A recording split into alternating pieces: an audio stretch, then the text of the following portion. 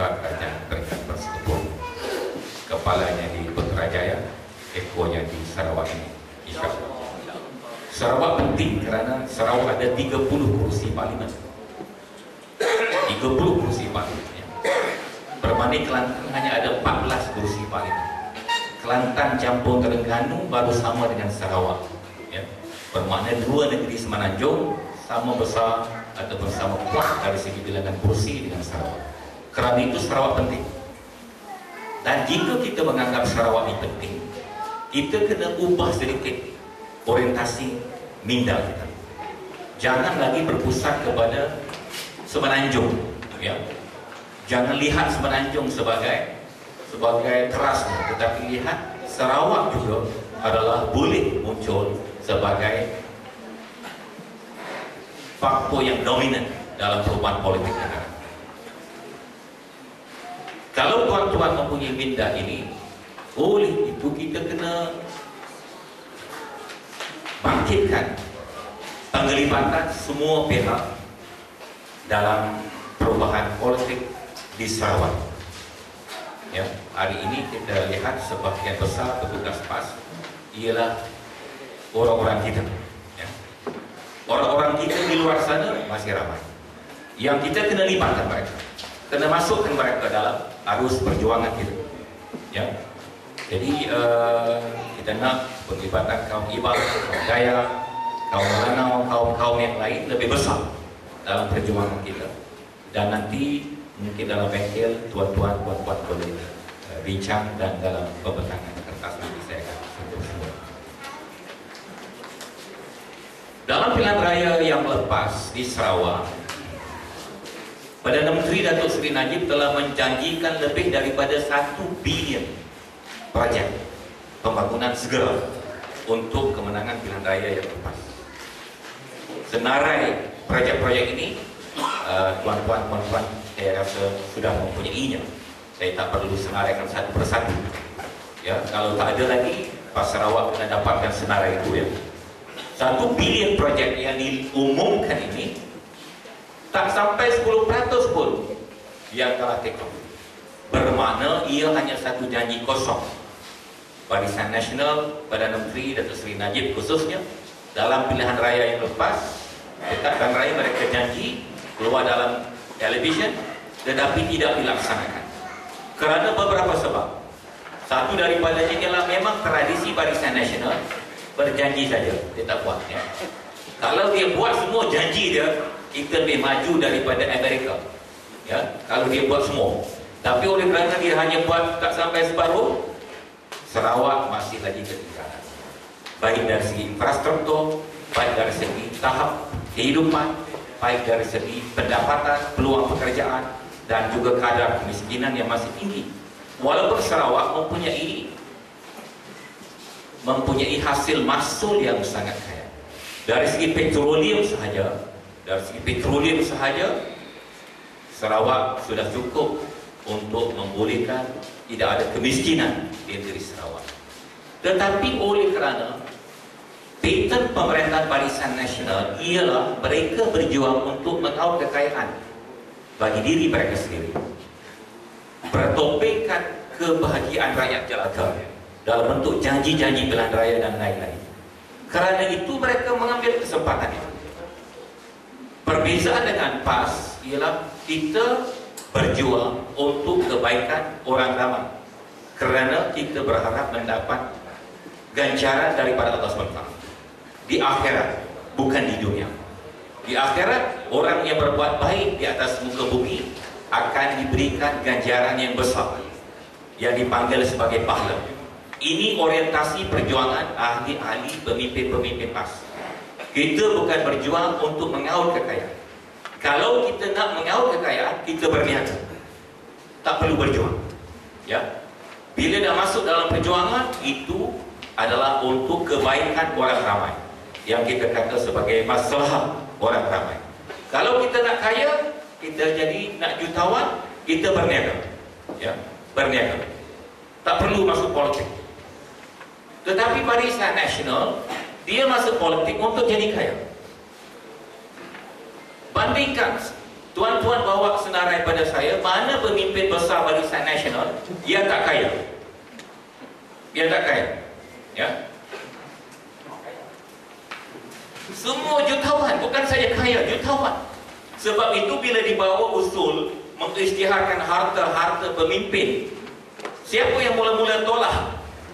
Yang mula-mula kata tak nak siapa? Ialah Menteri Barisan Nasional yang diwakili oleh Datuk Nazri. Dia memberikan beberapa sebab bahayanya mengisytiharkan harta menteri-menteri. Ya, kerana dia takut rakyat tahu betapa kayanya mereka, banyaknya aset-aset mereka dalam negara dan di luar negara.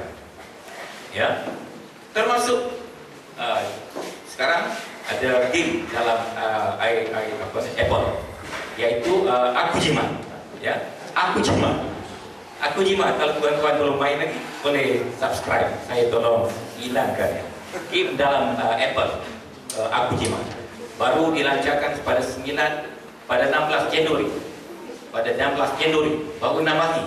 Ya, tetapi sudah mencapai hit yang tinggi, menjadi second highest disubscribekan. Aku Jimat, akhir sekali dia boleh beli cincin 72 juta. Ya. Kerana dia jimat wang dia daripada kecil lagi. Ya.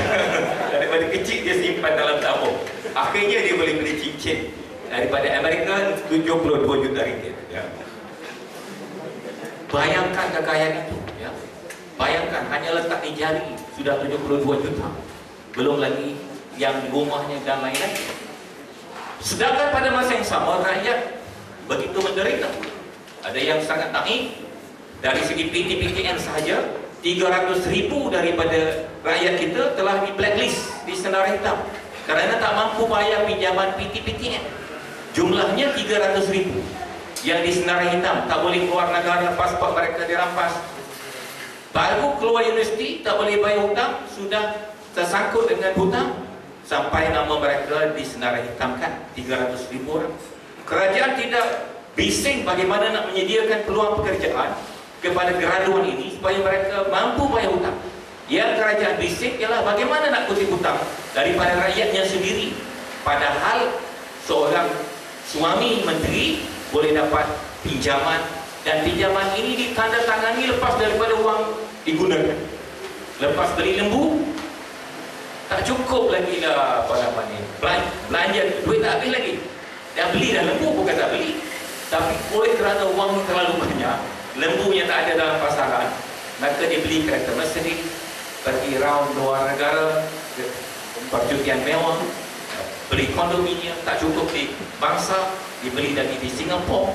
Kerana kerajaan begitu bermurah hati, beri kepada orang yang ada connection dengan kuasa politik 250 juta.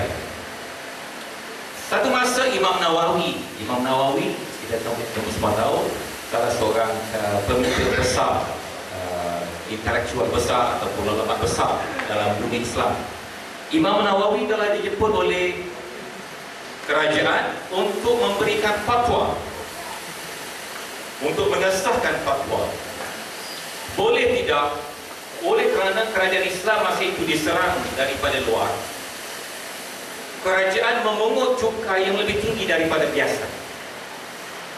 Boleh ataupun tidak? Sebagian ulama-ulama yang pro kerajaan, kerana mereka dilantik sebagai pegawai jakis, makis, kakis, macam-macam is lagi di seluruh negara kita ini, maka ulama-ulama ini kata no problem, patut kita naik cukai. Pasal kita nak beli meriam, pasal kita nak beli senapang, pasal kita nak beli peluru, pasal kita nak buat kota dan lain-lain. Bila ditanya Imam Nawawi, Imam Nawawi kata no, tak payah. Waktu terkejut, kita nak berperang ni, kenapa pula tak boleh naik cukai? Pistol kita tak cukup, meriam kita tak cukup, FRU kita tak cukup, nak sembuh rakyat nak beli gas lagi, macam mana? Imam Nawawi kata kekayaan yang Tuan kumpul selama ini dalam berbagai-bagai bentuk, emasnya, berliannya, perhiasannya, kebunnya dan lain-lain, tuanku jual semua ini dulu, tak cukup, baru kutip daripada rakyat. Saya ditanya oleh rakan-rakan, kalau kita menang pilihan raya, saya sebagai individu, apa yang mula-mula yang berhormat nak buat? Saya kata saya nak pergi Jabatan Hasil Dalam Negeri dan Bank Negara Malaysia. Saya rasa ini dua institusi yang paling penting post election, selepas pilihan raya. Kita minta Jabatan Hasil Dalam Negeri pergi rumah tuntun sekian-sekian, pergi buat senarai aset-aset tuntun datuk-datuk, orang-orang besar yang kaya raya ini, dan minta mereka pulang balik separuh sahaja daripada kekayaan mereka. Misal kata Mirzan, anak Todoko Mahathir, dia mempunyai saham 2.8 bilion ringgit dalam kilang Arab di Filipina. Ya. Adakah saya nak ambil pelaburan dalam kilang Arab tuan tak boleh, ya? Itu soalan kemudian. Soalannya, kekayaan mereka ini begitu besar, dan kita yakin oleh kerana mereka terlibat dalam pemerintahan kuasa politik negara kita, dan mereka bukan peniaga daripada asalnya. Kekayaan ini bukan kekayaan hasil perniagaan, tetapi kekayaan daripada bidang menggunakan kuasa mereka. Kalau kita boleh pulangkan separuh daripada kekayaan ini, saya sendiri yakin kita tak perlu kutip cukai daripada rakyat 5 tahun. 5 tahun tak payah, ya? Tak percaya? Tak percaya, cuba. Kalau tak percaya, cuba. 5 tahun negara kita tak perlu kutip cukai kalau orang-orang kaya yang menggunakan kuasa mereka ini memulangkan separuh daripada kekayaan mereka. Jadi konsep yang digunakan oleh Imam Nawawi tadi betul, iaitu pemerintah mesti berorientasikan rakyat dan mereka mesti berkorban dan bukan menggunakan kuasa mereka mengaut kekayaan. Kita nak faham, nak suruh rakyat faham perkara ini. Dan kalau ini kita boleh lakukan, kepentingan rakyat di seluruh Perlis dan Sarawak, saya yakin boleh diselesaikan dalam tempoh paling lama 8 tahun. 8 tahun terlalu lama. Kerana dalam rekod Islam, Umar Abdul Aziz hanya memerintah 2 tahun 8 bulan. 2 tahun 8 bulan, bukan 2 bulan. Ya.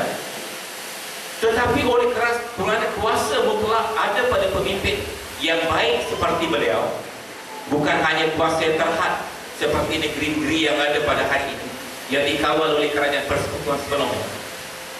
Umar Abdul Aziz dalam sejarah yang baik yang ditulis oleh orang Islam maupun yang ditulis oleh orientalis telah berjaya menghapuskan kemiskinan di bawah pemerintahan beliau dalam masa 2 tahun 8 bulan.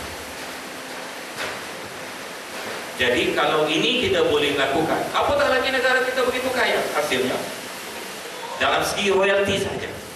Royalti saja Pakatan Rakyat telah bersetuju kita memberikan kepada negeri pengeluar minyak dan gas 20% royalti. 20%, bukan 5% sekarang. Setengah orang kata habislah Petronas, sekarang 20% diberikan kepada negeri, kita habis. Kita ambil model Indonesia. Indonesia selepas reformasi telah menstrukturkan semula bayaran royalti di mana wilayah pengeluar gas dan minyak diberikan 70%. 70% seperti Bengkalis, sehingga ditulis oleh penulis-penulis di